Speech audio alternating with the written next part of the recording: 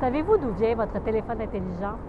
En fait, votre appareil est constitué de près de 20 composantes et matériaux de autant de pays. La Chine, le Chili, la Bolivie et j'en passe. Cet objet que presque tout le monde possède aujourd'hui illustre parfaitement en quoi l'international est partout. Pour toutes les entreprises, d'ici comme d'ailleurs, l'international est aussi un incontournable. Pour 15% des PME, l'exportation est une réponse à la concurrence des pays émergents. Même pour le secteur public, l'international est incontournable. J'ai eu la chance de travailler dans le secteur de l'éducation et j'ai pu constater que sans le recrutement international, les universités ne seraient pas aussi compétitives puisque la démographie est décroissante. Bref, l'international est partout et nous sommes définitivement à l'ère de la globalisation. Depuis une vingtaine d'années, j'aide les entreprises à développer leurs affaires à l'international. Je le fais avec des experts collaborateurs qui, comme moi, ont une approche axée sur les résultats, travaillent avec une grande rigueur et ont une grande expertise dans les marchés internationaux.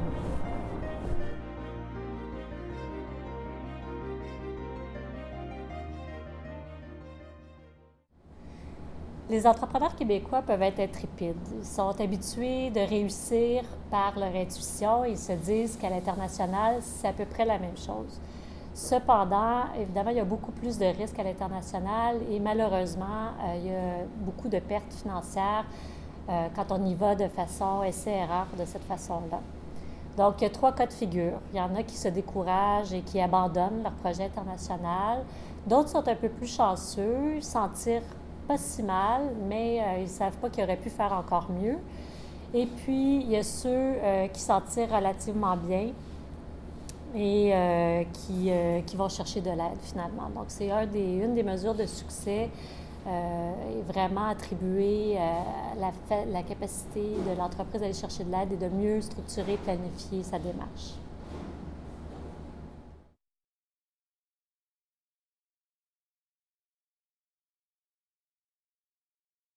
Il y a plusieurs études qui ont été publiées sur le sujet. Si on regarde par exemple ce que la Banque de développement du Canada a publié, il y a une analyse qui a été faite qui démontre un peu quels sont les 5 facteurs qui assurent le succès d'une entreprise à l'international. Le premier de ces facteurs-là, c'est innover. Donc, il ne faut pas rester assis sur ses lauriers.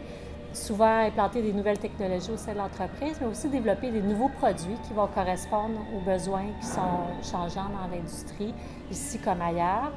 Ensuite, il faut avoir un plan solide et des mesures pour vérifier le progrès qu'on fait dans la planification internationale qu'on fait. Un troisième facteur est d'embaucher les meilleurs et de savoir les mobiliser. Donc, il ne suffit pas d'avoir de l'argent, il faut aussi trouver les talents. Et les entreprises qui réussissent le mieux, en moyenne, vont investir 60% plus de temps pour aller chercher les meilleurs talents. Ensuite, il faut développer des liens solides avec des partenaires et des fournisseurs. Les entrepreneurs disent que la relation avec de bons fournisseurs est vraiment cruciale dans le succès pour l'international. Et enfin, et non le moindre, il faut s'entourer d'experts, aller chercher de l'aide à l'externe. Aller à l'international, ça ne s'improvise pas. On a besoin de fiscalistes, on a besoin de spécialistes en douane, on a besoin de spécialistes qui vont couvrir aussi les aspects culturels si on ne les connaît pas nécessairement dans le pays où on veut s'implanter. Donc, tout ça fait en sorte qu'une entreprise va mieux réussir qu'une autre à l'international.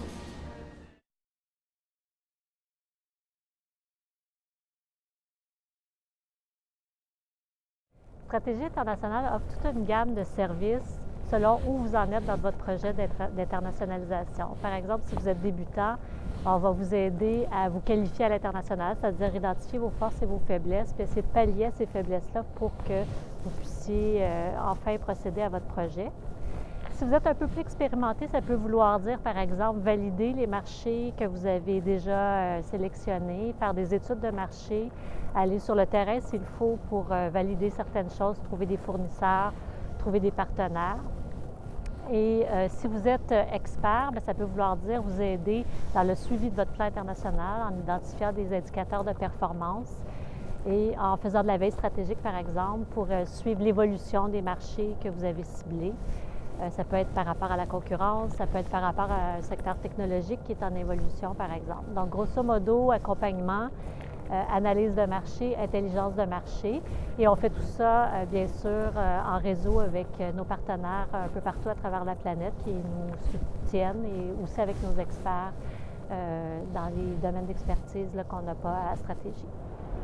L'approche de stratégie internationale est vraiment centrée sur le transfert d'expertise. Donc, on s'assure qu'à chacune des étapes, l'entreprise a bien intégré les nouveaux savoir-faire et surtout les outils qu'on va lui mettre à sa disposition. Et on travaille avec plusieurs partenaires. Il y a l'École des dirigeants d'HEC, duquel on fait partie pour donner de l'accompagnement aux entreprises qui suivent leur formation. On a aussi Desjardins, qui, avec son programme Avantage Membres, offre aussi les services de stratégie internationale à leurs membres. Et enfin, on est membre de l'Alliance des stratèges internationaux de Mercadex International, duquel je suis certifiée depuis le mois d'août 2015. Alors voilà, visitez notre site web.